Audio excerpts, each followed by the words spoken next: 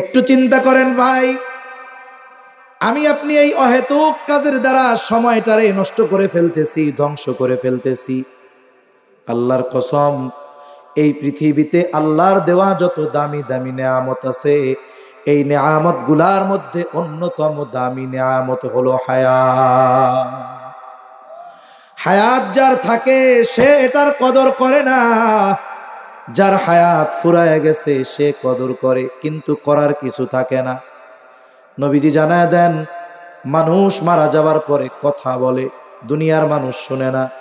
যদি শুনতে পারতো তাইলে ভয়ে দাফন কাফন করা বাদ দিয়া দিত। একটু চাটা দিবেন, আছে থাকলে দেন। ভয়ে দাফন কাফন করা বাদ দিয়া দিত। এখন এই মাইয়াত কি কথা বলে, যেই কথাগুলো মানুষ মৃত্যুর পরে বলে, এই কথাটাও বলে যারা দুনিয়ায় হায়াত নষ্ট করেছে। এই মানুষগুলো বলে, ফায়াকুলা রব্বি লাউলা আখরতানি ইলা আজালিন করিব ফাআসাদদাকা ওয়া আকুম মিনাস সালিহিন। দুনিয়ায় যারা হায়াত নষ্ট করেছে, গল্প গুজব আড্ডা অহেতুক কাজ মোবাইল টিপে সময় নষ্ট করেছে, ওই মানুষগুলো মরার পরে বলে, ও রব, যদি একটু অবকাশ দেওয়া হইতো, লাউলা আখরতানি ইলা আজালিন করিব। তার মানে বলতে চায়, ও রব, যদি আবার একটু দুনিয়ায় যাওয়ার সুযোগ দিতেন। দুনিয়ার হায়াতে নেকের কাজ করতে পারি নাই, সম্পদ দিয়েছিলেন দান সাদকা করি নাই, সময় দিয়েছিলেন কিন্তু নেকের কাজ করি নাই। যদি আবার একটু দুনিয়ায় যাওয়ার সুযোগ দিতেন, ফাআসাদদাকা ওয়া আকুম মিনাস সালিহিন, আপনার দেওয়া ওই সম্পদ থেকে এইবার গিয়া দান সাদকা করতাম। ওয়া আকুম মিনাস সালিহিন, ও রব, ওই হায়াতে তো নেকের কাজ করি নাই, এইবার গিয়ে এত এত নেকের কাজ করতাম যে সৎকর্মশীলদের অন্তর্ভুক্ত হয়ে যাইতাম। বলেন তো, ওই লোক যত আবেগ আর দরদ নিয়ে আল্লাহ তাআলার কাছে ফরিয়াদ করুক না কেন, আল্লাহ তাআলা একটা সেকেন্ডের জন্য পুনরায় দুনিয়ায় আসার সুযোগ দিবে নাকি? আল্লাহ তাআলা বলেন, নিশ্চয়ই কিয়ামতের ইলম একমাত্র আল্লাহ তাআলার নিকটেই। ওয়ায়ুনাজ্জিলুল গায়থ, 2 নাম্বার, আল্লাহ তাআলা বলেন তিনি বৃষ্টি নামান।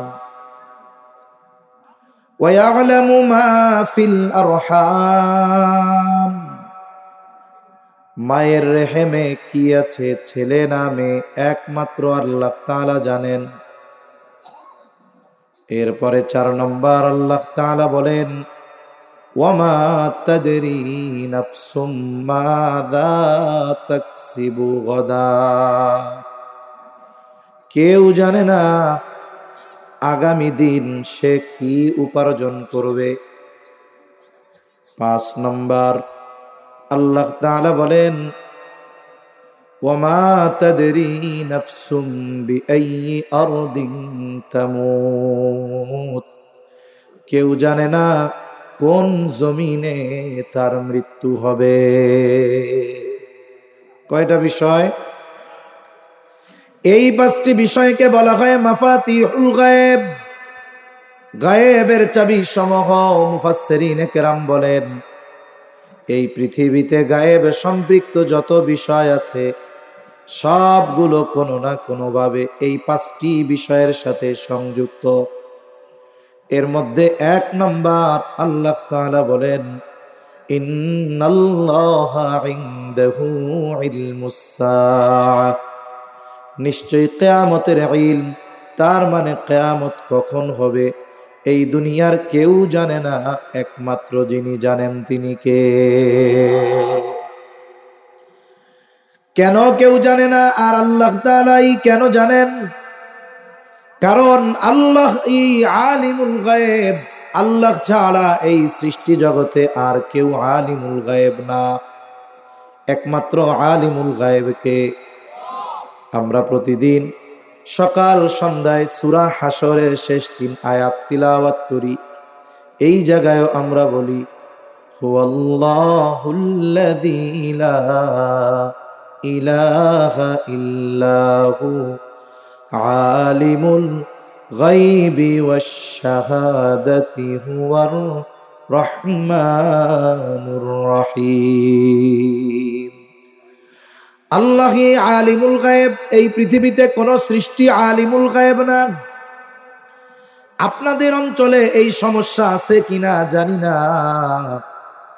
কিন্তু আমাদের অঞ্চলে অনেক ভাই আছে যারা নিজেদেরকে আশিকে রাসূল দাবি করে, নবীজিকে মুহাব্বতের দাবি করে, যদিও তাদের মধ্যে সুন্নাত নাই। ভালোবাসার দাবিতে একটা সময় বলে আল্লাহ যেমন হাজির নাজির, নবীজিও তেমন হাজির নাজির। নাউজুবিল্লাহ। তারা বলে আল্লাহ যেমন আলিমুল গায়েব, নবীজিও তেমন আলিমুল গায়েব। নাউজুবিল্লাহ গণ। অথচ আল্লাহ বলেন আমি আলিমুল গায়েব, আর নবীজি বারবার বলেন আমি আলিমুল গায়েব নয়, আলিমুল গায়েব কে? তাহলে কিয়ামত কখন সংগঠিত হবে দুনিয়ার কেউ জানে না। যিনি জানেন তিনি কে আবার কোন? কেন? তিনি আলিমুল গায়েব। তবে নবীজি সাল্লাল্লাহু আলাইহি ওয়াসাল্লাম আমাদেরকে কিয়ামতের আলামতের কথা জানায় দিয়েছেন। হাদিসের মধ্যে অনেক আলামতের কথা আছে। আমি আপনাদের খেদমতে নবীজি সাল্লাল্লাহু আলাইহি ওয়াসাল্লামের একটা হাদিস বর্ণনা করেছি। এই হাদিসের মধ্যে নবীজি 6টি বিষয়ের কথা বলেছেন, সাথে সাথে এটাও বলেছেন এই 6টা বিষয় যতক্ষণ সংগঠিত না হবে ততক্ষণ পর্যন্ত কিয়ামত সংগঠিত হবে না। কয়টা বিষয়? 6টি বিষয় জানবো। 6টি বিষয় থেকে কমপক্ষে 6টি শিক্ষা গ্রহণ করে আমল করবো কোন ইনশাআল্লাহ। ওয়াজ শুধু শোনার জিনিস না।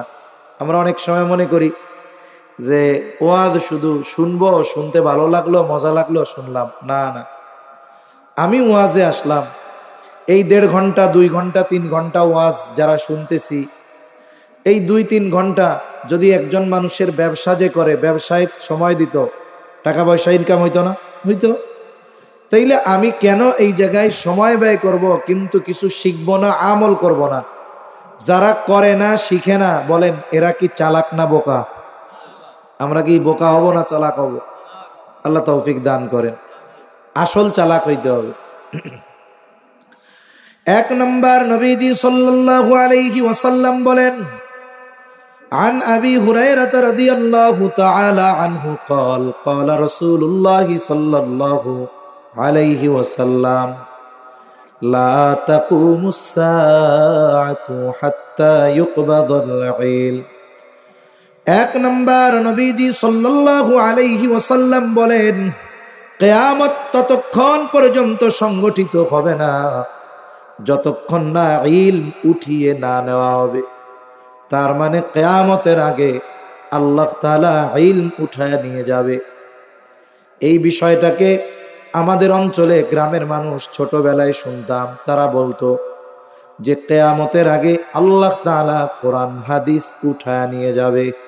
আপনারা বলেন আল্লাহর নবী কি বলেছেন? আল্লাহ উঠায় নিবেন কোরআন হাদিস নাকি ইলম? ইলম আল্লাহ উঠায় নিবে, কিন্তু গ্রামের মানুষ তাদের ভাষায় বলতো কোরআন হাদিস আল্লাহ উঠায় নিবেন। কেন বলতো? কারণ ইলমের উৎস হলো কোরআন আর হাদিস, এটা বাস্তব। তারা মনে করতো কোরআন হাদিস মনে হয় উঠা যাবে, তা গল্প বলতো। গল্প কেমনে কোরআন হাদিস উঠবে? গল্পটা কি শোনামো? আমি শুনছি এই জন্য আপনাদের শোনাইতেছি। তারা বলতো আর কি, একদিন ফজরের নামাজে ইমাম সাহেব ইমামতির জন্য দাঁড়াবেন, তাকবীরে তাহরিমা বলবেন, হাত বাঁধবেন, সানা পড়বেন, আউযু বিল্লাহ বিসমিল্লাহ পড়বেন। এরপরে যেই সূরা পড়বে সূরাটার নাম কি? আরো জোরে বলেন না কোন সূরা? সূরা ফাতিহা পড়বে। ফজরের নামাজে তিলাওয়াত আস্তে না জোরে? এখন ইমাম সাহেব দাঁড়ায় আছে, সূরা ফাতিহা মনে পড়ে না। ইমাম সাহেব চিন্তা করতেছে আমার মনে পড়তেছে না, তাতে কি, পেছনে তো মুসল্লিরা আছে, একটু দেরি হলে তারা হয়তো আমারে স্মরণ করায় দিবে। বিশেষ করে রোজার মাস আসতেছে, এই সময় যেই জায়গায় যেই মসজিদে খতম তারাবি হয়, অনেক সময় দেখা যায় এক টানে হাফেজ সাহেব সূরা ফাতিহা শেষ, পরের পৃষ্ঠা পড়বে, হঠাৎ করে জেহেন থেকে ছুটে গেছে, তিনি দাঁড়ায় থাকেন। তখন পেছনের হাফেজ বুঝতে পারে যে নিশ্চয়ই উনি পৃষ্ঠার শুরুটা হারায় ফেলছে। একটা দুইটা শব্দ যখন বলে দেয়, আবার সুন্দরভাবে সামনের হাফেজ সাহেব তিলাওয়াত শুরু করে দেয়। ইমাম সাহেব অপেক্ষা করতেছে, এই বুঝি আমারে পেছন থেকে সূরা ফাতিহাটা স্মরণ করায়া দিবে। কিন্তু অবস্থা হলো এইরকম, ইমাম সাহেব সূরা ফাতিহা ভুলে গেছে, পেছনের মুসল্লিরাও সূরা ফাতিহা ভুলে গেছে। এখন কি হবে? ইমাম সাহেব দীর্ঘ সময় দাঁড়ায় থাইকা নামাজ ছেড়ে দিলেন, মসজিদের তাক থেকে কোরআনটা হাতে নিলেন, গল্প গল্প। এইবার কোরআন খুলবেন সূরা ফাতিহা দেখার জন্য, কিন্তু কোরআন শরীফ খুলে দেখবেন কোরআনের পাতাগুলো সাদা হয়ে গেছে, কোনো লেখা নাই। ওনারা বলতো এইভাবে আল্লাহ কোরআন হাদিস উঠায় নিবে, কিন্তু না, কোরআন লেখাও থাকবে, হাদিস লেখাও থাকবে, কিন্তু ইলম আল্লাহ উঠায় নিবে। অনেক সময় অসুস্থ যখন মানুষ হয়, অনেক ঠান্ডা লাগে, এই ঠান্ডা জ্বরে মানুষ খাবারের স্বাদ হারায় ফেলে। মিষ্টি খাইলেও একই রকম লাগে, গোস্ত খাইলেও একই রকম লাগে, মাছ খাইলেও একই রকম লাগে। এখন বলেন তো, আসলে কি স্বাদ নাই এমনটা, নাকি আমার স্বাদ লাগতেছে না?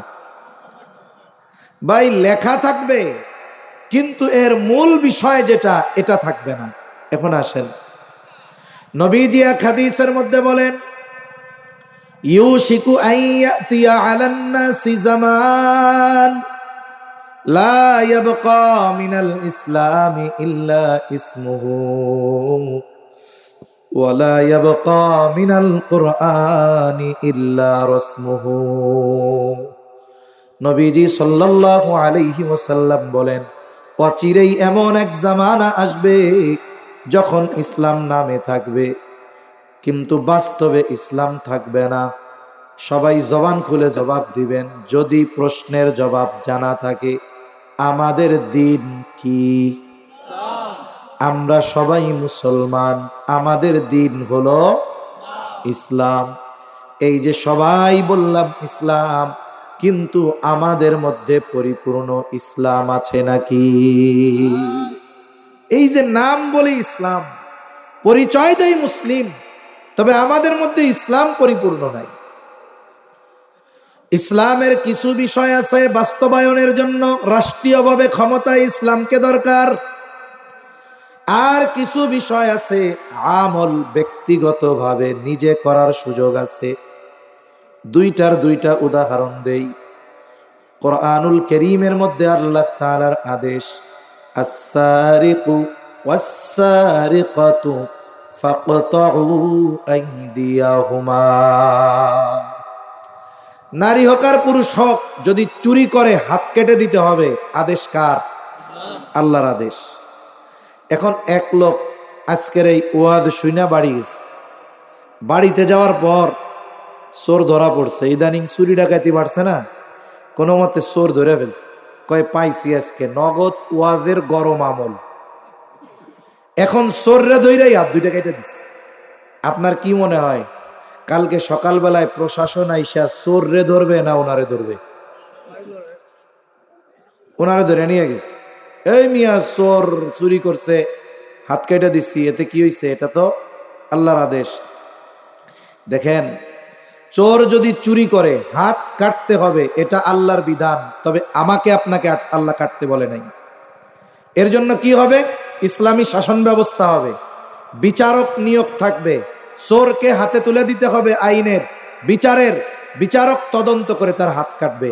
এখন বলেন তো, এই যে চুরি করলে হাত কাটার আইন, এটা বাস্তবায়নের জন্য রাষ্ট্রীয়ভাবে ইসলাম দরকার আছে না নাই? তার মানে এই বিধানটা যদি প্র্যাকটিক্যালি বাস্তবায়ন করতে হয় তাহলে ইসলামী আইন লাগবে। কিন্তু বলেন তো, নামাজ পড়ার জন্য, রোজা রাখার জন্য, পর্দা করার জন্য, হালাল খাওয়ার জন্য, হারাম থেকে বাঁচার জন্য এই রকম ব্যক্তির যেটা করার সুযোগ আছে ওইটা করার জন্য কি রাষ্ট্রীয়ভাবে ইসলাম প্রয়োজন না হলেও করা যাবে কি? এখন বলেন, নামাজ, রোজা, হজ, যাকাত সহ যেগুলো মানুষ নিজে আমল করতে পারে এই রকম বিষয়গুলোও কি আমরা পরিপূর্ণ আমল করি না? এটাই বাস্তব। তাহলে যতটুকু নিজে মানার সুযোগ আছে ইসলাম ততটুকুও মানি না। তবে পরিচয় দেই আমি মুসলিম, আমার ধর্ম হলো ইসলাম।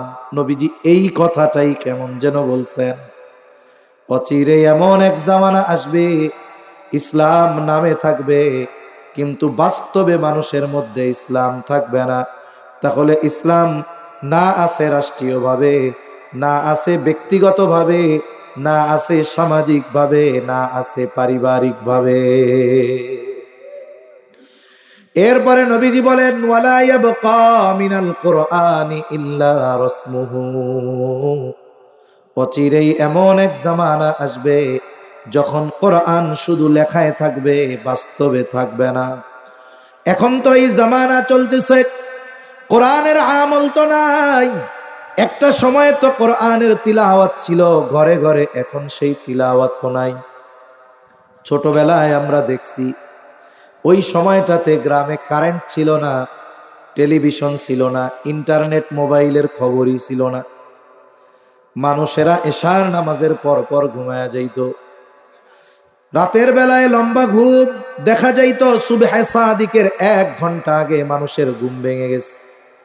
আমাদের অঞ্চলে যা হইতো তাই বলতেছি, আপনাদের এই দিক কি হইতো জানি না।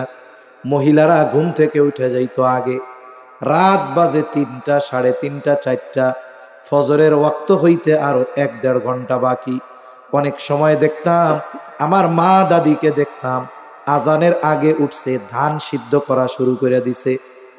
যদি ওই কাজ না থাকতো তাহলে দেখতাম ঘুম থেকে উঠে উঠান ঝাড়ু দিয়ে দিচ্ছে। আমাদের অঞ্চলে বাড়ির বাইরে যদি রাস্তা থাকে মানুষ চলাচলে, ওইটারে বলে বাহির বাড়ি। বাড়ি ঘেরা দেওয়া, রাস্তাটাও ওই সুবহে সাদিকের আগে, যেহেতু রাস্তায় মানুষজন নাই, মহিলারা বাহির বাড়িও ঝাড়ু দিয়ে দিত। এখনো সুবহে সাদিকের বাকি আধা ঘন্টার বেশি, বাড়ির পুরুষদেরকে জাগায়া দিত। এইবার তারা পুরুষরা অজু করে এসে তাহাজ্জুদের নামাজে দাঁড়ায়া যাইত।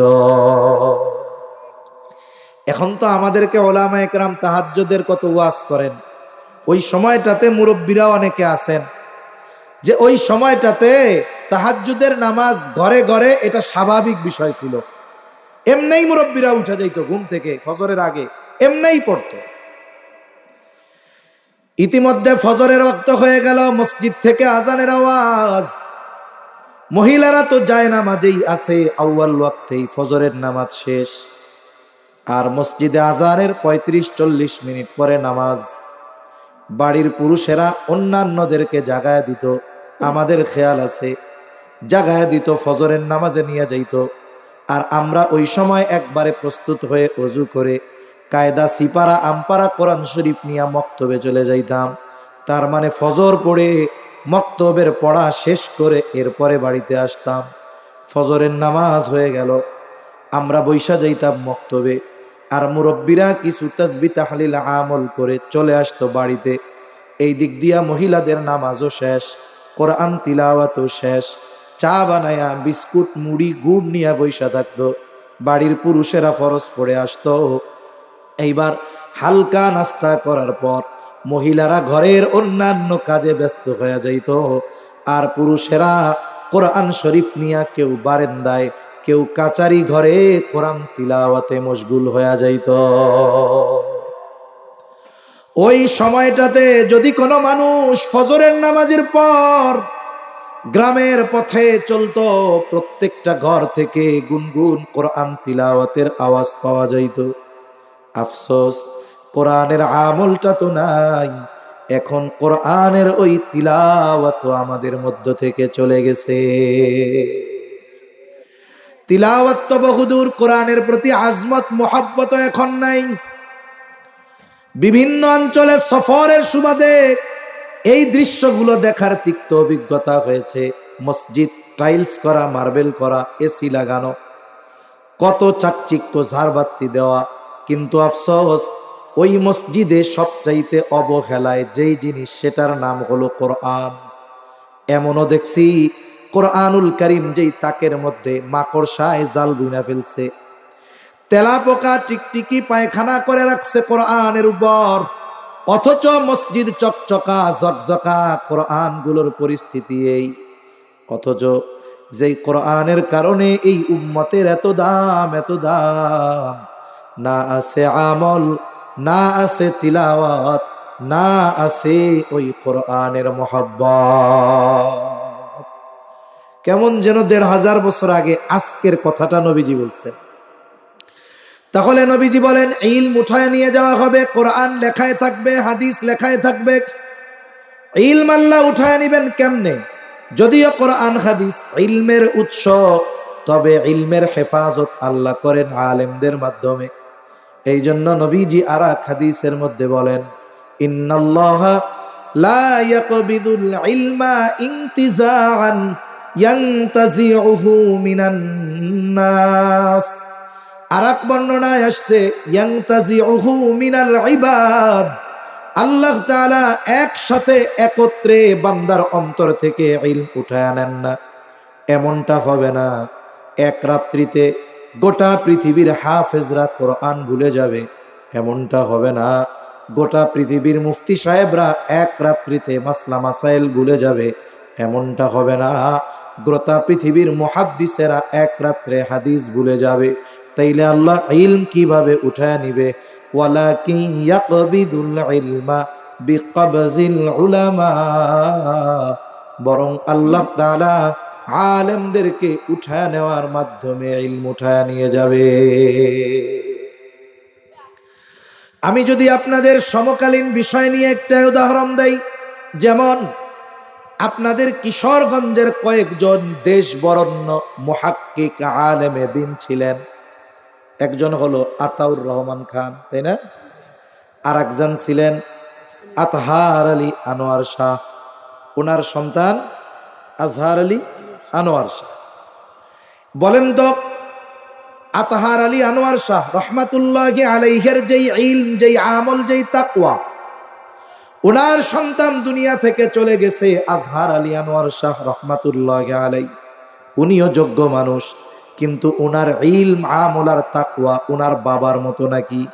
স্থান যদি এই জায়গায় হয়, ওনার অবস্থান এই জায়গায়, ওনার সন্তান যিনি আছেন তিনিও যোগ্য, বলে তার অবস্থান তার বাবার নিচে। বলে এইভাবে হতে হতে এখন যারা আছে তাদের অবস্থান এই জায়গায়, যারা গেছে তাদের অবস্থান এই জায়গায়। বলে আগামীতে এনারা যাওয়ার পর যারা আসবে তাদের অবস্থান হবে এই জায়গায়।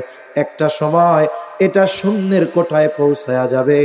তার মানে কোরআন থাকবে, হাদিস থাকবে, কোরআন হাদিস বোঝানোর মতো মানুষ এই দুনিয়ায় থাকবে না। আমার কথা না, নবীজি বলতেছেন ওই সময়টাতে মানুষ জাহেলদেরকে ধর্মীয় নেতা হিসাবে গ্রহণ করবে, জাহেলদের কাছে ফতোয়া জানতে চাইবে, জাহেলরাও ফতোয়ার জবাব দিয়ে দিবে মন গড়া। নবীজি বলেন ফতোয়া জিজ্ঞাসাকারী আর ফতোয়া প্রদানকারী উভয়ে পথভ্রষ্ট হয়ে যাবে। এখন তো আল্লাহ ইলম উঠায় নিবে, তাইলে আমরা কি করতে পারি? উঠাই তো নিবে আল্লাহ। আমরা কি পারি? আমাদের যেই করণীয়, 1 নাম্বার, যেই সমস্ত উলামা ইকরাম আছেন তাদের নেক হায়াত কামনা করে আল্লাহর কাছে দোয়া করা। 2 নাম্বার, আলেম তৈরির কারখানা হলো এই মাদ্রাসাগুলো। মনে রাখবেন, এই মাদ্রাসা যতদিন থাকবে কোরআন হাদিসের চর্চা থাকবে, ইলমের চর্চা থাকবে। হয়তো এই মাদ্রাসা দাওরায়ে হাদিস না, কিন্তু এই জায়গার ছেলেরাই এই যে হাফেজ হলো, কেউ গিয়ে জামিয়া এমদাদিয়ায় ভর্তি হবে, কেউ হাটহাজারিতে ভর্তি হবে, কেউ নানুপুরে হবে, কেউ ফরিদাবাদে হবে। তার মানে এই মাদ্রাসাগুলো যদি চালু থাকে, জারি থাকে, ইলমের চর্চা হবে, আলেম হবে, তাদের মাধ্যমে ইলমের হেফাজত হবে, আর আল্লাহ এই কারণে কিয়ামতকে দূরে সরায়া রাখবে। তাহলে অনেকে মাদ্রাসা, উলামায়ে কেরাম এনাদের দুশ্মন মনে করে, অথচ এই দুনিয়া ঠিক থাকার পেছনে এই মাদ্রাসাগুলোর অবদান, উলামায়ে কেরামের অবদান, ঠিক কিনা বলেন? হয়তো আমরা বুঝি না, কিন্তু এটাই বাস্তব, নবীজির কথাই তো এটা। 2 নাম্বার, নবীজি বলেন ওয়াতাকসুরাজ জালাজিলু, কিয়ামতের আগে জালজালা বেড়ে যাবে, ভূমিকম্প বাড়বে। বিজ্ঞানও বলে ভূমিকম্প বাড়তেছে, আরো বাড়বে। এখন ভূমিকম্প কেন হয়? ভূমিকম্প হওয়ার বৈজ্ঞানিক যত কারণ থাকুক না কেন, ভূমিকম্প হওয়ার মূল কারণ আমাদের জানিয়েছেন যিনি, তিনি কে? ভূমিকম্প হওয়ার কারণ কি? আল্লাহ তাআলা বলেন যহরাল ফাসাদু ফিল বাররি ওয়াল বাহরি বিমা কাসাবাত আইদিন নাস লিয়ুযীকাহুম বা'দাল্লাযী আমিলু লাআল্লাহুম ইয়ারজিউন। ভূমিকম্প হওয়ার বৈজ্ঞানিক কারণটাও একটু জানি। ভূতত্ত্ববিদ যারা, এরা বলে ভূমিকম্প হওয়ার কারণ হলো টেকটনিক প্লেটের নড়াচড়া। এখন অনেকে কইব, হুজুর এই প্লেট আবার এইটা কি? ভাত খায় না ডাইল খায় এটার মধ্যে? পৃথিবীর উপরিভাগে আমরা বসবাস করি। এই জমিন পৃথিবীর উপরিভাগে অবস্থিত। এই জমিন একটা খণ্ডে নয়, সুবিশাল বড় বড় খণ্ডে বিভক্ত। এই এক একটা বড় বড় খণ্ডকে এক একটা প্লেট বলে।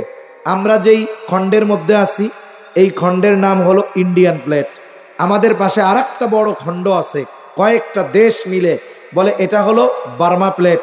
এরপরে আর একটা আছে, এটার নাম ইউরোশিয়া প্লেট, বিশাল এরিয়া নিয়ে ফাটল ফাটল, এগুলো নড়াচড়া করে।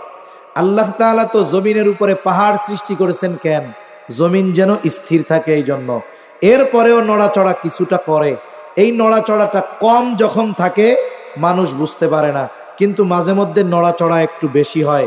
তবে বেশিটা কেন হয় এটার কারণ বিজ্ঞান বলতে পারে না, এটার কারণ জানাইছে কে? জোরে বলেন কে? আল্লাহ তাআলা বলেন পানিতে, স্থলে যত ধরনের বিপর্যয় সংঘটিত হয় সব মানুষের হাতের কামাই। জমিনে সংগঠিত বিপর্যয়, ভূমিকম্প, ভূমিধস, অতিবৃষ্টি, অনাবৃষ্টি, অতি খরা। পানিতে সংগঠিত বিপর্যয়, সিডর, আয়লা, লায়লা, সুনামি, জলোচ্ছ্বাস। তার মানে পানিতে হোক আর স্থলে হোক, যত কিছু সংগঠিত হয় এটা হওয়ার মূল কারণ আমরা। আল্লাহ বলেন এগুলো হওয়ার কারণ, এগুলো হলো মানুষের হাতের কামাই। আমাদের পাপের কারণে হয়। যেইটুকু হয় এটা পরিপূর্ণ পাপের প্রতিফল নয়, বরং আল্লাহ তাআলা বলেন লিউযীকাহুম বা'দাল্লাযী আমিলু লাআল্লাহুম ইয়ারজিউন। আল্লাহ তাআলা বলেন অতি সামান্য আমলের স্বাদ আস্বাদন করানো হয়। পরিপূর্ণ পাপের শাস্তি যদি আল্লাহ দিতেন, গোটা পৃথিবী নূহ আলাইহিস সালামের মতো সময়ের মতো প্লাবিত হয়ে যাইত, আমরা ধ্বংস হয়ে যাইতাম। তবে আল্লাহ সামান্য পাপের সামান্য শাস্তি দেন। দেওয়ার উদ্দেশ্যটা কি? কারণ তো পাপ, তবে উদ্দেশ্য কি? একটু বুঝে থাকলে জবাব দিবেন। মনে করেন সন্তান অপরাধ করলে বাবা শাস্তি দেয় কি দেয় না? ছাত্র যদি অন্যায় করে ওস্তাদ শাস্তি দেয় কি দেয় না? শাস্তি দেওয়ার উদ্দেশ্য অন্যায়, শাস্তি দেওয়ার কারণ অন্যায়। উদ্দেশ্য হলো যেন ভবিষ্যতে এই অন্যায়টা আর না করে। কিন্তু দেখা গেল যেই অপরাধের কারণে শাস্তি দিল, 6 মাস পর আবার এই অপরাধ করতেছে। বাপ যেই কারণে শাস্তি দিল, আবার দেখা গেল 2 মাস পর আবার ওই অপরাধ করতেছে। বলেন তো এইবার যদি ওস্তাদ অথবা পিতা ছাত্রকে অথবা সন্তানকে শাস্তি দেয়, শাস্তির পাওয়ার আগের চাইতে বেশি হবে না কম? তাই না? তাইলে আল্লাহ আমাদেরকে শাস্তি দিলেন পাপের কারণে। আপনারা তো গ্রামে থাকছেন, এই যে নভেম্বরে যে ভূমিকম্প হয়েছে 5.7, বাংলাদেশের ইতিহাসে সবচাইতে বড় ভূমিকম্প। এই দিন ঢাকায় যারা ছিলেননি কেউ ঢাকায়? ঢাকায় যদি কেউ থাইকা থাকে সে জানবে যে কি হয়েছে ওই দিন। খাটের উপরে আমি শুয়ে আছি মসজিদে, মনে হচ্ছে খাটটা ধইরা কেউ ঝাঁকতেছে, এরকম ঘুম ভেঙে গেল। এবার বিল্ডিং খটখট করতেছে, আমি মনে করছি এই বুঝি ছাদ বুকের উপরে পড়ে যাবে, কালিমা টালিমা যতটুকু পড়ার পড়ছি। ইতিমধ্যে কি হয়েছে, সব মানুষ ঘর থেকে রাস্তায় নেমে আসছে, হেইরা আত্মচিৎকার, আল্লাহ বাঁচাও বাঁচাও আল্লাহ বাঁচাও। আহা, যেই ঘরটাকে আমরা নিরাপদ মনে করি, ভূমিকম্পের কারণে সবাই ওই ঘর থেকে বের হয়ে রাস্তায় চলে আসছে। তাহলে আল্লাহ দিছেন কেন? আমাদের পাপের কারণে। উদ্দেশ্য কি? যেন আমরা পাপ থেকে ফিরি। আল্লাহ বলেন লাআল্লাহুম ইয়ারজিউন, এই শাস্তি আস্বাদন করানোর কারণ হলো তারা যেন পাপের পথ থেকে প্রত্যাবর্তন করে। এখন এত বড় ভূমিকম্প হলো, ভূমিকম্পের পরে বলেন তো মসজিদে মুসল্লি বাড়ছে নাকি? একটু জোরে কন্যা বাড়ছে নাকি? চায়ের দোকানে আড্ডা কমছে নাকি? চার দোকানের টেলিভিশন গুলায় এখন কোরআন তিলাওয়াত আর ওয়াজ মাহফিল ছাড়া কিছুই চলেই না। নাচ গান এখনো আছে। তাইলে মনে হয় এলাকায় আর সুদখোর নাই, ঘুষখোর মনে হয় নাই। তার মানে কি বোঝা গেল? আপনারাই বলতেছেন আল্লাহর শাস্তি ভূমিকম্পর পরেও পাপ থেকে আমরা ফিরি নাই। তাইলে বলেন তো, পরে যদি ভূমিকম্প হয় ওইটার মাত্রা এইবারের চাইতে বেশি হবে না কম হবে? আমাদের অবস্থা কি জানেন? আমাদের অবস্থা হইল লোহারে কামার পিটায়। কামার চিনেন তো? কামার লোহারে পিটাইয়া কি বানায়? দা বানায়, কুড়াল বানায়, খুন্তা বানায়, শাবল বানায়।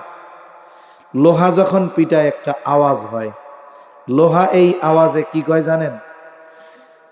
হ্যাঁ, এই লোহা কেমন যেন বলে, ভাই কামার, আমারে যতই পিটাও না কেন, পিটাইয়া তুমি আমারে কোদাল বানাইতে পারবা, দা বানাইতে পারবা, খুন্তা বানাইতে পারবা, শাবল বানাইতে পারবা, কিন্তু আমি লোহারে পিটাইয়া পুড়াইয়া তুমি স্বর্ণ বানাইতে পারবা না। আমি যেই সেই।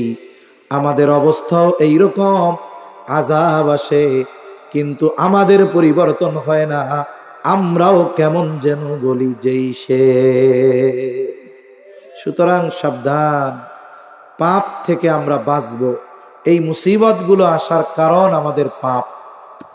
এখন বলতে পারেন হুজুর, আমরা এই এলাকার মানুষ যারা আছে, যারা শুনতেছে, আমরা যদি পাপ কাজ ছেড়ে দেই তাইলে কি ভূমিকম্প বন্ধ হয়ে যাবে নাকি? বলে না, হবে না। কারণ নবীজি জানায় দেন, যখন পাপের আধিক্য বেড়ে যাবে, মানুষের মধ্যে যখন নেক বান্দারাও থাকবে কিন্তু পাপের আধিক্যের কারণে তারাও শাস্তির মুখোমুখি হবে, ধ্বংস হয়ে যাবে। তবে যারা পাপ থেকে বাঁচবে ওরা আল্লাহর কাছে বলতে পারবে, আল্লাহ আমি তো পাপ করি নাই, অধীনস্থদের করতে দেই নাই, কিন্তু সমাজ রাষ্ট্রকে পাপ থেকে বাঁচানোর মতো ক্ষমতা আমার ছিল না। আমি আমার ক্ষেত্রে চেষ্টা করেছি মালিক, হয়তো এই আমতে অনন্তকালের শাস্তি থেকে বাঁচা যেতে পারে। তাহলে পাপ ছাড়বো তো ইনশাআল্লাহ? আল্লাহ তৌফিক দেন। 3 নাম্বার নবীজি বলেন ওয়া তাকারাবাজ জামান, কিয়ামতের আগে সময় নিকটবর্তী হয়ে যাবে।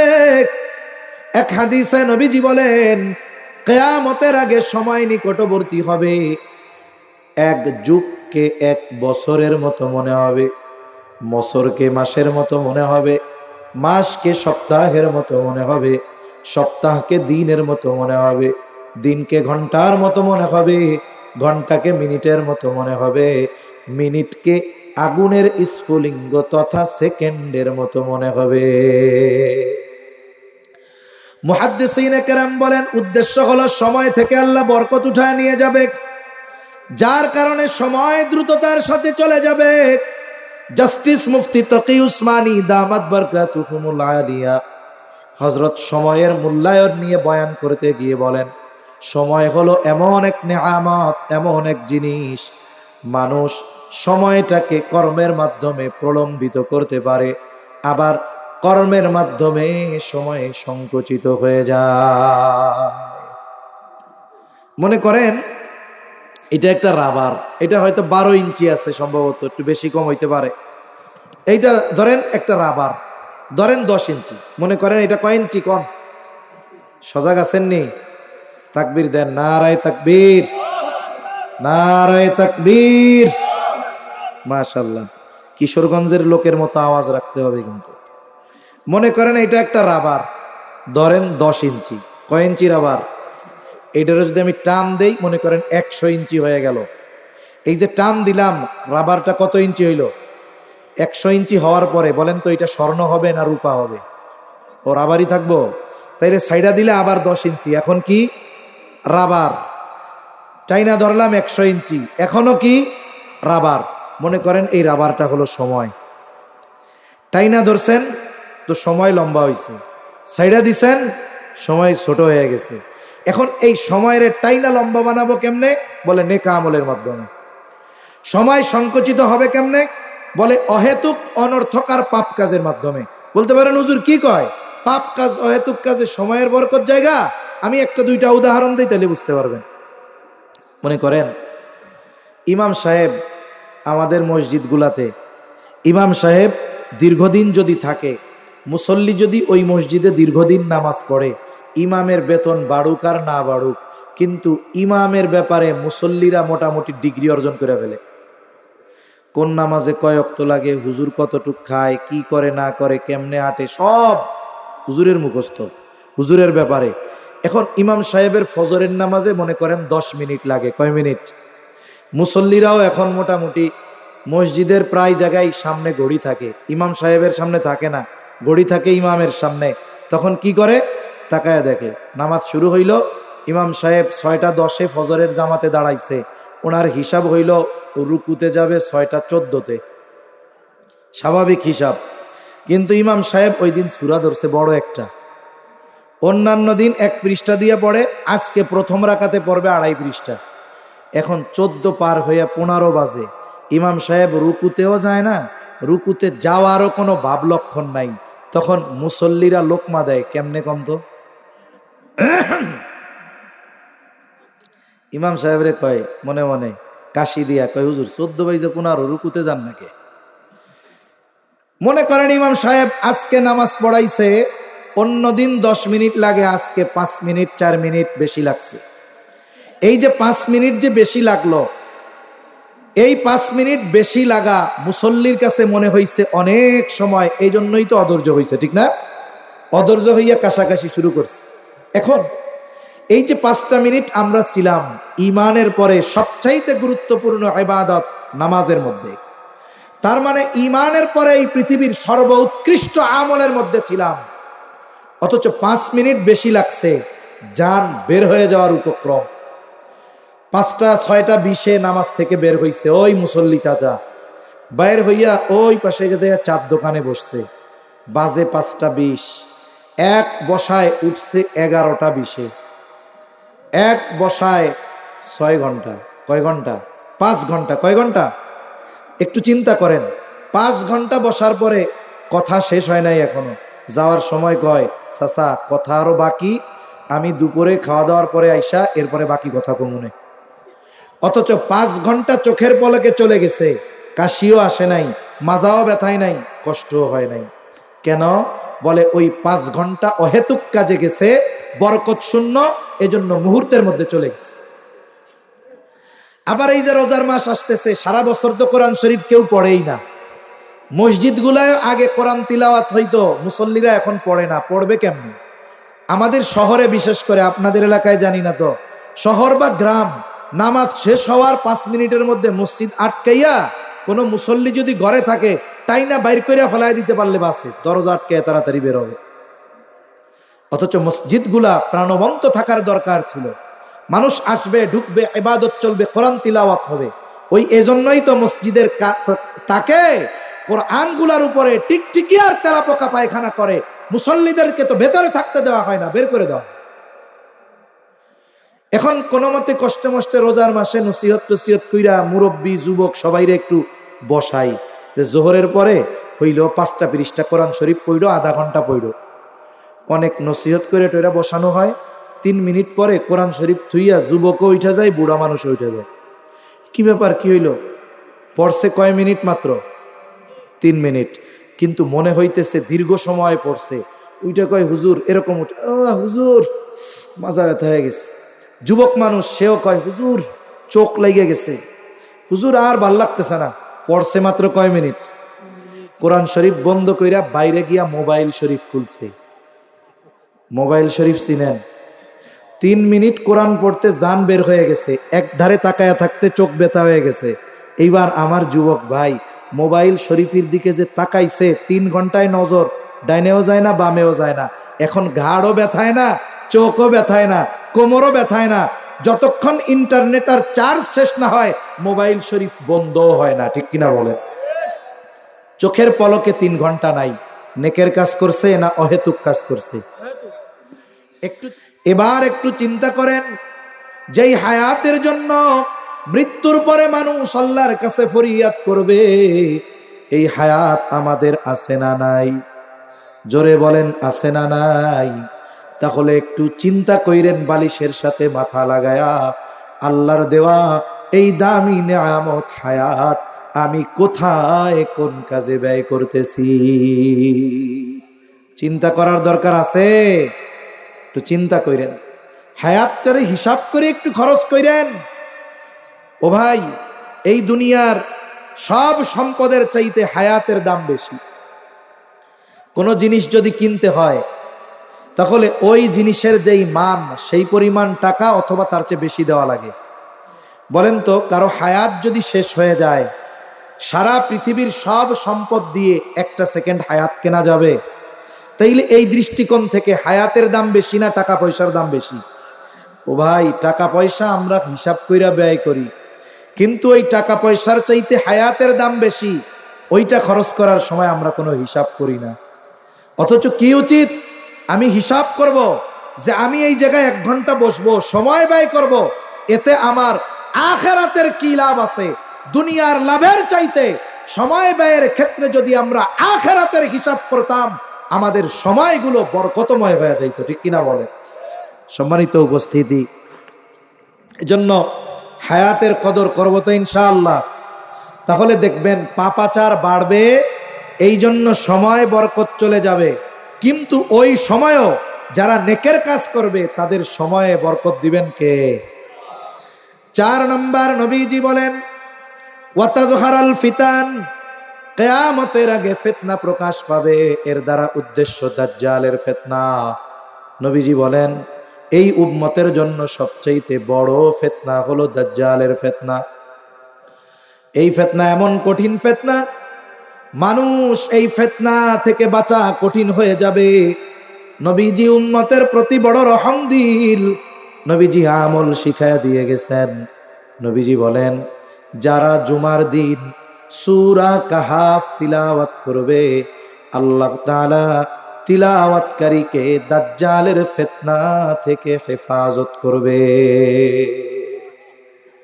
এখন বলতে পারেন, হুজুর সূরা কাহাফটা তো অনেক বড় সূরা, এটা তো আমার দ্বারা পড়া সম্ভব নয়। গোটা হায়াতে 12 পৃষ্ঠা কোরআন পড়ে নাই এইরকম লোক আছে না নাই? অনেক আছে। সূরা কাহাফ তো 12 পৃষ্ঠা, পড়বো কেমনে? তাই আপনার জন্য নবীজি শর্ট কোর্সের ঘোষণা দিছে। কি কোর্স? Short course. নবীজি বলেন, যেই ব্যক্তি সূরা কাহাফের 10 আয়াত মুখস্থ করবে, জুমার দিন তিলাওয়াত করবে, কয় আয়াত? 1 পৃষ্ঠাও না। নবীজি বলেন, আল্লাহ তাআলা এই ব্যক্তিকে দাজ্জালের ফিতনা থেকে হেফাজত করবে। যদি আপনি বলেন, হুজুর এটাও তো পারি না, পারেন না, তাইলে আপনার মসজিদের ইমাম সাহেবকে জুমার দিন বলেন, হুজুর শুনলাম তো সূরা কাহাফ এটা গুরুত্বপূর্ণ একটা আমল, জুমার দিন নবীজি করতে বলছে, আমি তো কোরআন পড়তে পারি না, আমারে 10টা আয়াত একটু তিলাওয়াত করে শোনান। এই দেশের কোন ইমাম আছে যে বলবে যে না আমি খুব ব্যস্ত, এটা শোনাইতে পারবো না? কেউ বলবে? বেতন বাড়াই আর না বাড়াই তিলাওয়াত করে শোনাবে। উপরন্ত ইমাম সাহেব আরো খুশি হবে, স্বতঃস্ফূর্ত ভাবে তিলাওয়াত করে শোনাবে, খুশি হবে, দেখছো আমার মুসল্লির আমলের প্রতি কত আগ্রহ। এই আমলটার ব্যাপারে বুজুর্গানে দিন বলেন, একটু খেয়াল দিয়ে শুনবো। বুজুর্গানে দিন বলেন এই আমলটা এতটা জরুরি বানাবো, বেঁচে থাকার জন্য শ্বাস প্রশ্বাস যেমন জরুরি।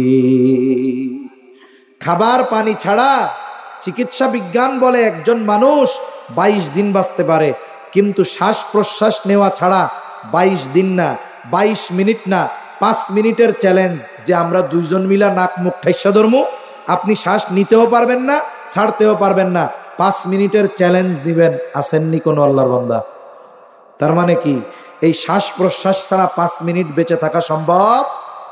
এই জিনিসটা যেমন জরুরি বেঁচে থাকার জন্য, আমরা সূরা কাহাফের কমপক্ষে ওই 10 আয়াত জুমার দিনের আমলকে এর চাইতে বেশি জরুরি বানাবো ইনশাআল্লাহ। জোরে কন অরিজিনাল ইনশাআল্লাহ কইছেন তো?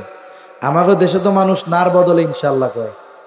মনে করেন এক এলাকায় দাওয়াত ও তাবলীগের বাইরে আসছে মনে করেন ওই সুদূর বরিশাল থেকে জামাত যারা আসছে, এনাগো বাড়ি বরিশাল, আসছে কিশোরগঞ্জে। ওনাগো কাম কি? আইসা শুধু মসজিদের মধ্যে ভালো ভালো রান্না বান্না করে খাওয়া আর 3 দিন পর পর মসজিদ চেঞ্জ করা, এই কাজ ওনাদের। এইটা মূল কাজ না, মূল কাজ হলো এই ফিকির যে আমরা আসছি কমপক্ষে এই এলাকা থেকে একটা দুইটা জামাত, চিল্লার জামাত বাইর করে ছাড়বো, এই জন্য ফিকির এইটা। এখন আসরের পরে গাছতে বেরোইছে, এলাকার একজন আইসা আমির সাহেবরে কইছে, আমির সাহেব ওই যে মাঠের মধ্যে দেখছেন পোলাপান খেলতেছে না, ওই জায়গায় কয়েকটা পোলাপান আছে ম্যাট্রিক পরীক্ষা দিয়ে বসে রয়েছে, 3 মাস কোনো কাজ নাই, এইগুলারে ধরেন, কোনো কাজ বাজ নাই, দিনভর খালি দৌড়াদৌড়ি করে আর ব্যাট বল আর মোবাইল টিপা বেড়ায়। দেখেন তো এদের নিয়ে একটু কমপক্ষে 1 চিল্লা দেওয়ায় আনা যায় নাকি? বলেন তো এই রকম লোক যদি পায় তাইলে আমির সাহেব কি বসে থাকবে? সুন্দর মতো জামাত নিয়ে ওই জায়গায় গেছে, ডাক দিয়ে বলে আসেন আমরা একটু দিনই আলোচনা করি 5 মিনিটের জন্য। এখন ডাক দিছে, আবার একজন দেখায়া দিছে যে পোলা কিন্তু এইটা, এবার ওরে সামনে নিয়ে সুন্দর মতো ওয়াজ করতেছে। যাই হোক, ওয়াজের সারমর্ম কি ভাই শুনুন, আল্লাহর রাস্তায় শুধু সম্পদ কোরবানি করলেই হয় না, জান কোরবানি করলেও হয় না, আল্লাহর দেওয়া নেয়ামত সময়ও কোরবানি করতে হয়। এখন আল্লাহ তাআলা আপনার তো সুযোগ দিছে, শুনলাম আপনি ম্যাট্রিক পরীক্ষা দিছেন, রেজাল্ট আসতে আরো 3 মাস, কোনো কাজ নাই আপনার, তাহলে এই সময়টাতে একটু আল্লাহর রাস্তায় ব্যয় করেন, আপনি 1 চিল্লার জন্য একটু নিয়ত করেন। মানে আরো সুন্দরভাবে ওয়াজ কইরা বলছে। এখন যেমনে ওয়াজ কইরা বলছে আমির সাহেব, মুখের উপরে না কইতে লজ্জা লাগতেছে যে না হুজুর আমি যাবো না, আবার মনে মনে কিন্তু যাওয়ার নিয়ত নাই। তখন খাড়াইয়া আছে, হাও কয় না নাও কয় না, চিন্তা করে হা কইলে তো ধরা খাইলাম, আর মুখের উপরে না বলি কেমনে? কত সুন্দর করে লোকটা বুঝাইলো। পাশের থেকে আর একজন, দোস্ত যাস না যাস পরের কথা, ইনশাআল্লাহ ক, নইলে কিন্তু আজকের খেলা শেষ। এইবার ওকে ইনশাআল্লাহ ইনশাআল্লাহ। এখন বলেন তো, ও তো ইনশাআল্লাহ বলল, এটা কি আসল ইনশাআল্লাহ নাকি নার বদলে ইনশাআল্লাহ? আপনারা কোনটা কইছেন? নার বদলে কইছে একজন, কয় আসল কইছেন তো? তাহলে জুমার দিন আমি আজকে থেকে নিয়ত করি যে আগামী জুমা থেকে ইনশাআল্লাহ যতদিন বেঁচে থাকি সূরা কাহাফের এই আমল ছাড়বো না, কোন ইনশাআল্লাহ। লাভটা কি? বুজুর্গানে দিন বলেন, যেই আমল দাজ্জালের মতো ওই মহা ফিতনা থেকে আমলকারীকে হেফাজত করবে। দাজ্জাল হঠাৎ করে আসবে না, দাজ্জাল আসার আগে, দাজ্জাল আগমনের ক্ষেত্র প্রেক্ষাপট তৈরি হবে আরো বড় বড় ফিতনা আগমনের মাধ্যমে। ওই ফিতনাগুলো এখনো আসতে পারে। বুজুর্গানে দিন বলেন, ওই সময়ও যারা সূরা কাহাফের আমল করবে, এই আমলের বদৌলতে দাজ্জাল আগমনের আগের ফিতনাগুলো থেকেও আল্লাহ তাআলা আমলকারীকে হেফাজত করবে ইনশাআল্লাহ। বুজুর্গানে দিন বলেন, সূরা কাহাফের আমল এটা দিলের চোখ খুলে দেয়, হক বাতিল চেনার মতো যোগ্যতা তৈরি করে দেয় দিলের মধ্যে। দুনিয়ার চর্মচক্ষু দিয়ে সব কিছু বোঝা যায় না। অনেক সময় অনেক জিনিস আছে আমি দেখবো চকচকা, আমাদের একটা পরিভাষা আছে না, উপরে ফিটফাট ভেতরে। এখন উপরে তো চকচকা, কিন্তু ভেতরেরটা তো চামড়ার চোখ দিয়ে দেখা যাবে না যে এইটা আসলে নেক্সুরাতে কোনো ফিতনা কিনা। তখন এটা বোঝার জন্য দিলের চোখ দরকার। আর সূরা কাহফের আমলকারীর দিলের চোখ আল্লাহ খুলে দেয়, এই কারণে সেই হক বাতিল চিনতে পারে, আর এই বাতিলের ফিতনা থেকে আল্লাহর রহমতে সে নিরাপদ থাকে। করব তো আমল ইনশাআল্লাহ। 5 নাম্বার, নবীজি বলেন ওয়াতাকসুরাল হারাজ, কিয়ামতের আগে হারাজ হত্যাকাণ্ড বেড়ে যাবে। সাহাবায়ে কেরাম জিজ্ঞাসা করলেন, ইয়া রাসূলুল্লাহ, আমরা প্রতি বছর যুদ্ধের ময়দানে হাজার হাজার মুশরিকদের হত্যা করি, এটাও কি হারাজ? নবীজি বলেন, না না, এটা হারাজ নয়। হারাজ হলো প্রতিবেশীকে হত্যা করবে, চাচা ভাতিজাকে হত্যা করবে।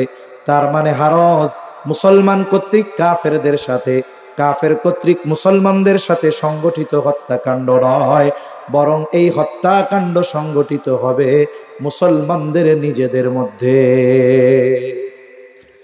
এটা বাস্তব, গোটা পৃথিবীতে মুসলমানেরা মাজলুম। তবে এটাও বাস্তব, দৈনিক যদি কাফেররা 100 মুসলমান হত্যা করে, এর বিপরীতে মুসলমানের হাতে মুসলমান হত্যার শিকার হয় কমপক্ষে 1000। এখন বলেন তো, মুসলমান হত্যা কাফেররা বেশি করে না মুসলমানরা? ব্যক্তিগত কারণে হত্যা, পারিবারিক কারণে হত্যা, সামাজিক কারণে হত্যা, রাজনৈতিক কারণে হত্যা, আধিপত্য বিস্তারকে কেন্দ্র করে হত্যা। এমনও হত্যাকাণ্ড হয় দেশে, বলে দোকানদার বাকি 2 টাকা পাইতো, কেন চাইছে, এই জন্য দোকানদারকে হত্যা। চুরি ডাকাতি ছিনতাইয়ের হত্যা, একের পর এক হত্যাকাণ্ড চলতেছে। নবীজি জানায় দেন, শেষ জামানায় হত্যাকাণ্ড এত বাড়বে, যাকে হত্যা করা হবে সে জানবে না কেন হত্যা করা হলো, যারা হত্যা করবে তারা জানবে না কেন আমি হত্যা করলাম। এখন আসেন, এই হত্যাকাণ্ড কত জঘন্য পাপ। কেউ যদি একজন মুসলমানকে অন্যায়ভাবে হত্যা করে, কেমন যেন সে সারা পৃথিবীর সব মানুষকে হত্যা করলো, এমন এক জঘন্য পাপ। আল্লাহ তাআলা জানায় দেন যে সারা পৃথিবীর মানুষকে হত্যা করার মতো পাপ। আর নবীজিও বলেন, সিবাবুল মুমিনি ফুসুকুন ওয়া কিতালুহু কুফর। নবীজি বলেন, মুমিনকে গালি দেওয়া ফাসিকি, হত্যা করা কুফরি। তাহলে আসেন, হত্যাকাণ্ড বহুদূর। যেই ভাই মুমিন হোক, সে যেই দলের যেই মতের, সে যদি মুমিন হয়, আমরা তাকে গালিও দিব না, কোন ইনশাআল্লাহ। যদি গালি না দেই, আমি প্রকৃত মুমিন হতে পারবো, প্রকৃত মুসলমান হতে পারবো।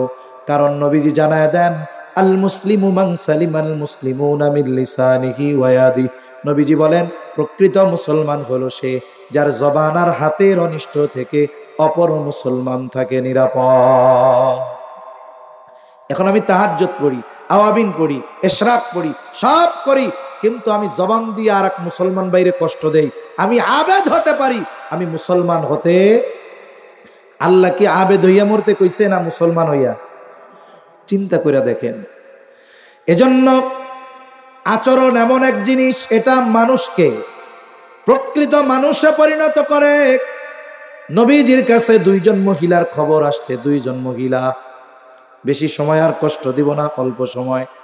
2 জন মহিলা, একজনের ব্যাপারে বলা হলো, ইয়া রাসূলুল্লাহ, এই মহিলা এমন কোনো আমল নাই যে সেটা করে না, সব ইবাদত করে, দিনে যা আছে তাহাজ্জুদ, আওয়াবিন, ইশরাক, চাষ, সব নামাজ পড়ে, আইয়াম বিজের রোজা, সোম বৃহস্পতিবারের রোজা, সকাল সন্ধ্যার যত মামুলাত আছে সব করে, জিকির আজকার করে, কিন্তু সমস্যা একটা, প্রতিবেশীর সাথে খারাপ ব্যবহার করে।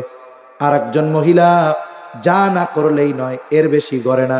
তার মানে ফরজ, ওয়াজিব, সুন্নাতে মুআক্কাদা, অনেক জিকির আজকার নাই, তাসবিহ তাহলিল নাই, নফল নামাজ নাই, নফল রোজা নাই, কিন্তু প্রতিবেশীর সাথে ভালো আচরণ করে।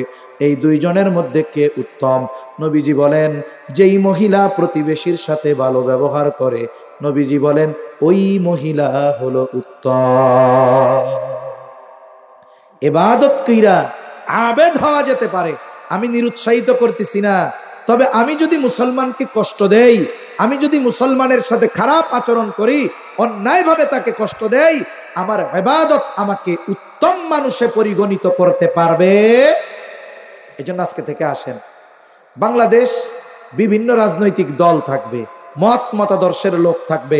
যদি তার ঈমান ঠিক থাকে, আমরা ওই ধরনের মানুষ যে যেই দল করে করুক না কেন, আপনি যেই দল করেন না কেন, মনে করেন একজন বিএনপি করে আর একজন খেলাফত করে, ইসলামী আন্দোলন করে, যদি মুসলমান হয়, তাহলে 3 দলের যারা অনুসারী তাদের রব কয়জন, তাদের নবী কয়জন, তাদের কোরআন কয়টা? এই মূলনীতির সামনে রাখা আমরা এই রাজনৈতিক পার্থক্যকে সামনে এনে মুসলমান ভাইকে কথার দ্বারাও কষ্ট দিব? যদি এইটা পারি, তাহলে সমাজে সংগঠিত 60% অন্যায় মুহূর্তের মধ্যে বন্ধ হয়ে যাবে। কিন্তু সবচাইতে কঠিন কাজ এটা। বন্ধ রাখবো কেমনে হুজুর?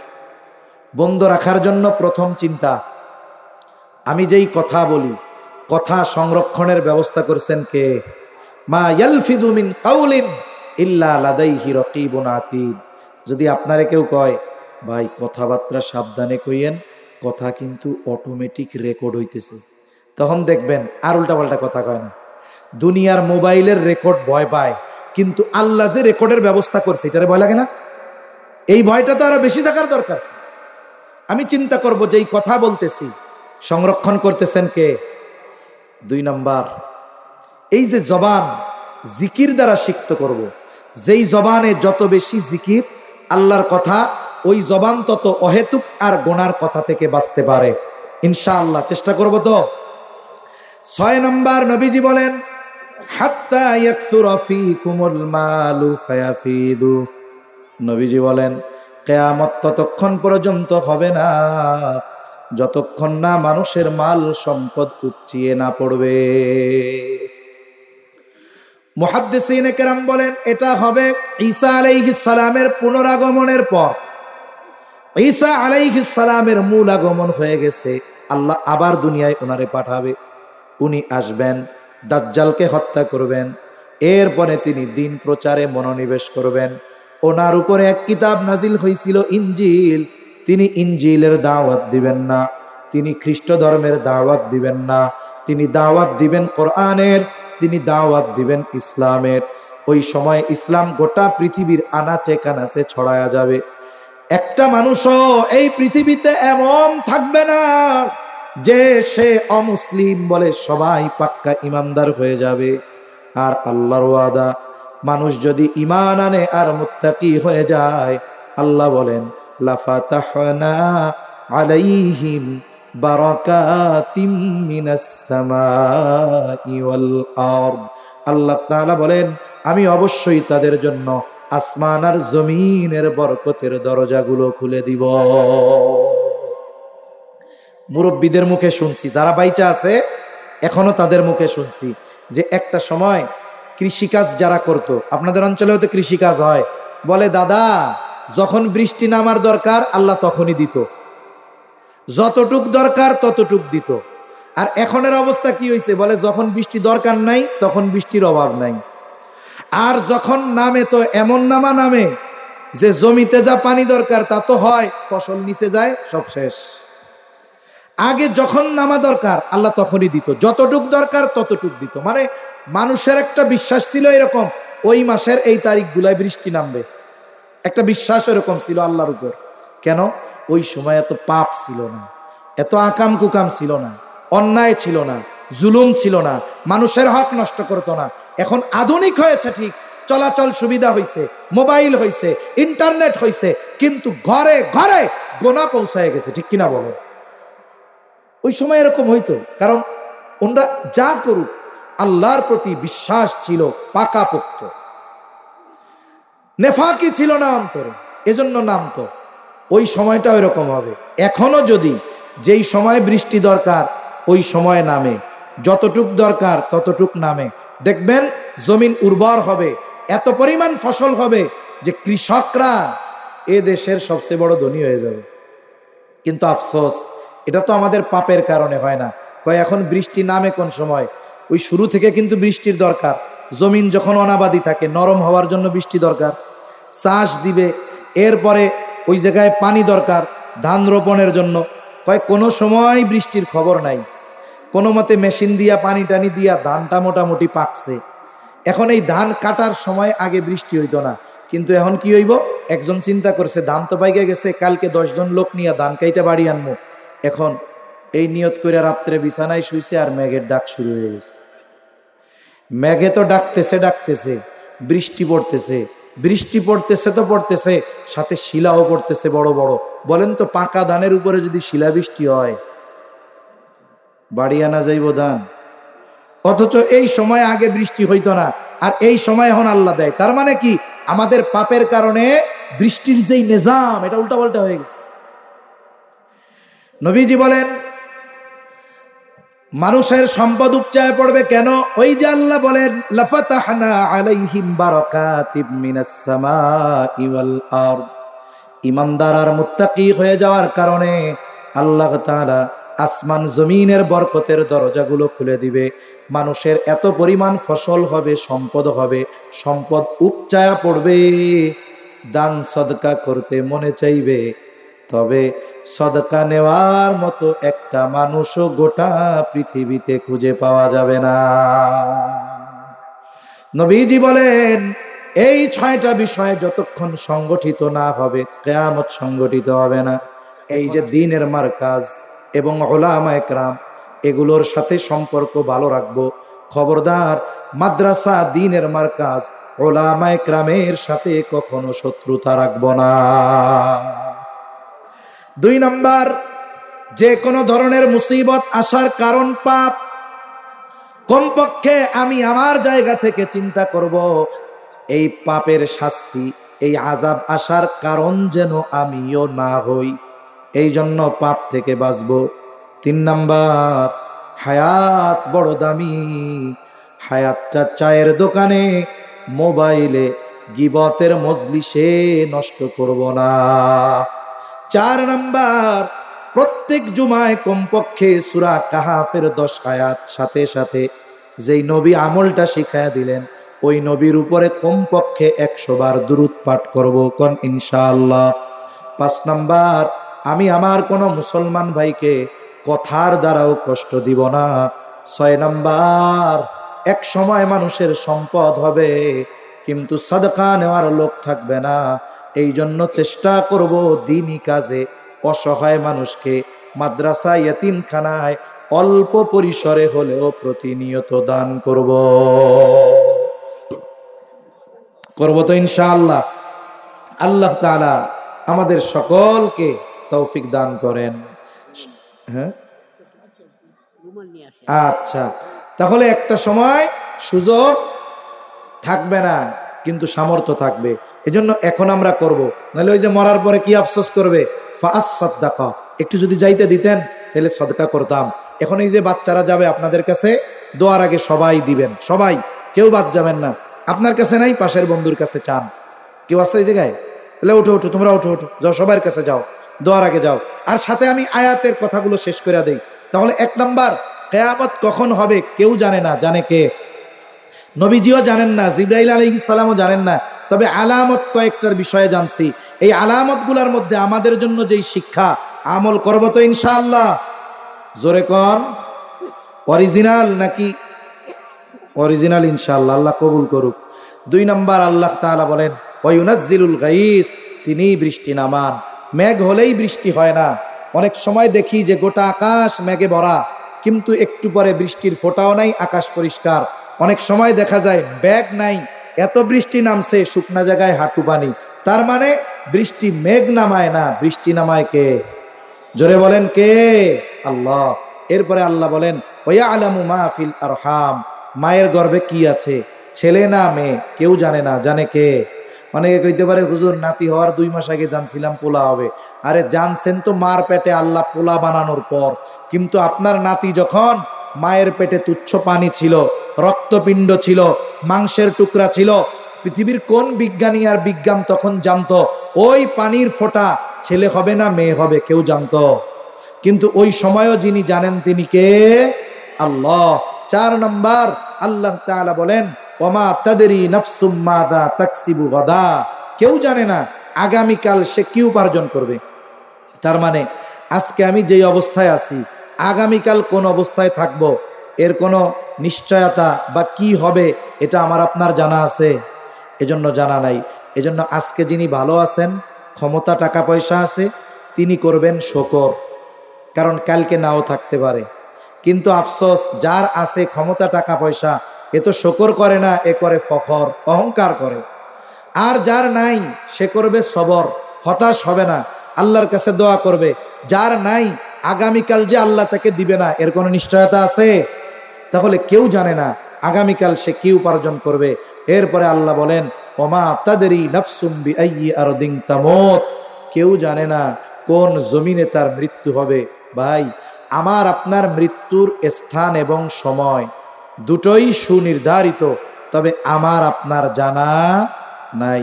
কোন জায়গায় মৃত্যু হবে জানি না, কোন সময় হবে জানি না।